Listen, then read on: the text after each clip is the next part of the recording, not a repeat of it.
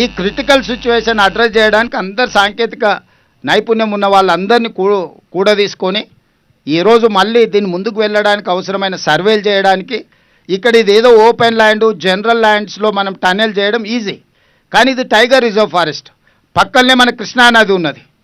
ఈ అన్ని నేపథ్యంలో దీన్ని జాగ్రత్తగా ఈ పనుల్ని పూర్తి చేయడానికి ఇవాళ నిర్ణయం తీసుకున్నాం. ఈ పనులలో భాగంగా మా వంశీకృష్ణ గారు కొన్ని విషయాలను దృష్టికి తీసుకొచ్చారు. తప్పకుండా కలెక్టర్ గారు, వంశీ గారు, ఎమ్మెల్యే గారు చెప్పిన అంశాలను పెట్టుకొని మీరు సర్వే చేసి నాకు రిపోర్ట్ ఇవ్వండి. అదేవిధంగా ఈ ప్రాజెక్టు రిలేటెడ్ దాంట్లో మర్ల తండ, కేశ తండ, నక్కలగండి తండ ఇవన్నీ ముంపుకు గురవుతున్నాయి. వాళ్ళకి నష్టపరిహారంతో పాటు R&R ప్యాకేజీని కూడా తొందరలోనే ఈ సంవత్సరం 31 డిసెంబర్ దాటకంటే ముందే ఈ గిరిజనులకు న్యాయం చేసి వాళ్ళని ఆదుకొని వాళ్ళకి ఎలాంటి నష్టం జరగకుండా వాళ్ళని ఆదుకునే బాధ్యత మాది. ఎందుకంటే దేవరకొండ ఎమ్మెల్యే గారు, అచ్చంపేట ఎమ్మెల్యే గారు ఉన్నారు. వారిద్దరి తండాల ప్రజలతో మమేకమై ఉన్నారు. వాళ్ళ దృష్టికి పదే పదే తెస్తున్నారు. నేను ఈ సందర్భంగా మర్లపాడు, కేశ తండ, నక్కలగండి తండ మా లంబాడ సోదరులందరూ కూడా నేను ఒకటే మాట చెప్పదలుచుకున్నా, డిసెంబర్ 31 లోపల తీసుకుంటుంది. మీడియా మిత్రులకు కూడా నా సూచన, ఇది మనం ఇప్పుడు పూర్తి చేసుకోకపోతే ఇంకెప్పటికి పూర్తి కాదు, ఇంకెప్పటికంటే ఎప్పటికి కాదు. ఇంత గొప్ప అవకాశం మంత్రి, ముఖ్యమంత్రితో సహా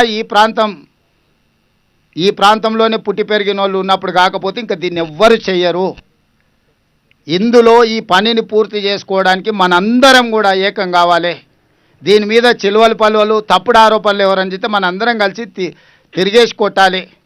ఎందుకంటే నల్గొండ జిల్లాలో కృష్ణా జలసాధన సమితి కానీ, లేకపోతే మా ప్రాంతంలో కల్వకుర్తి జలసాధన సమితిలో పనిచేసిన మీడియా మిత్రులు చాలామంది ఉన్నారు. ఇక్కడ మీరు మీడియా మిత్రులుగానే కాదు, జలసాధన సమితిలో క్రియాశీలక పాత్ర పోషించిన వాళ్ళు ఇక్కడ ఉన్న జర్నలిస్టులు ఉన్నారు. నాకంటే మీకు అందరికీ ప్రాజెక్టు గురించి, దీని అవసరం గురించి మీకు అందరికీ బాగా తెలుసు.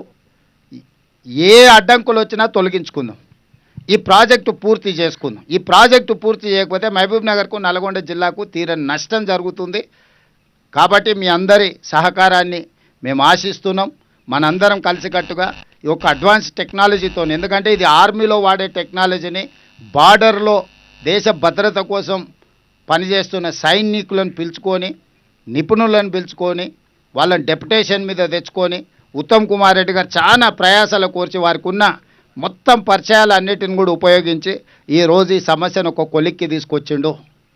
ఇవాళ ఈ సమస్యను పరిష్కరించాల్సిన బాధ్యత ముఖ్యమంత్రిగా నా మీద ఉన్నది. ఎలాంటి అనుమతులు కావాలన్నా దీనికి అవసరమైన నిధులను అన్నిటిని కూడా గ్రీన్ ఛానల్లో ఇస్తానని నేను చెప్పిన, తప్పకుండా ఈ ప్రాజెక్టును పూర్తి చేయడానికి అన్ని రకాలుగా మా సహకారం ఉంటుంది. సర్వే కంప్లీట్ అయిన తర్వాత టన్నెల్ బోరింగ్ ఎలాంటి అడ్వాన్స్ టెక్నాలజీ ఎట్లా వర్క్ అవుతుంది? ఇప్పుడు ఆ వివరాలన్నీ కూడా టెక్నికల్ పర్సన్స్ ఉన్నారు. నేను చెప్పేదానికంటే వాళ్ళు అందుకే మీకు చెప్పిండ్రు.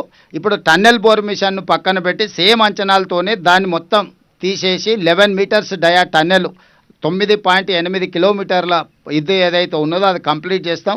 సర్వే రిపోర్ట్స్ వచ్చి మేజర్గా ఈ సర్వే ఏంటంటే ఏరియల్ నుంచి సర్వే చేస్తే 800 నుంచి 1000 మీటర్ల వరకు భూమిలో ఏమేమి ఉన్నాయి, రాళ్ళు ఎక్కడున్నాయి, మట్టి ఎక్కడుంది, నీళ్ళు ఎక్కడుంది, ఏమైనా ఖనిజ సంపద ఉన్నదా ఏందనేది మొత్తం డీటెయిల్ ఇస్తుంది. ఇప్పుడు మనకేందంటే ఎక్కడ ఏముంది, ఎక్కడ లూజ్ సాయిల్ ఉంది. ఇప్పుడు మన ప్రమాదం జరగడానికి కారణం ఏంది, ఒక దగ్గర కంప్లీట్గా లూజ్ ఉండి నీళ్ళు ఉండి బురద ఉండడం వల్ల మనం బోర్ చేయంగానే ఈ కింద మట్టి తీయంగానే మొత్తం కూలిపోయింది.